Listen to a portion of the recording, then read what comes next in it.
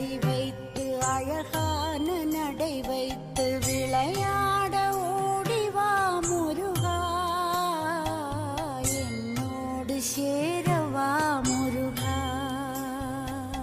உன்னோடு சாய்ந்தாட உடலிங்கு தள்ளாட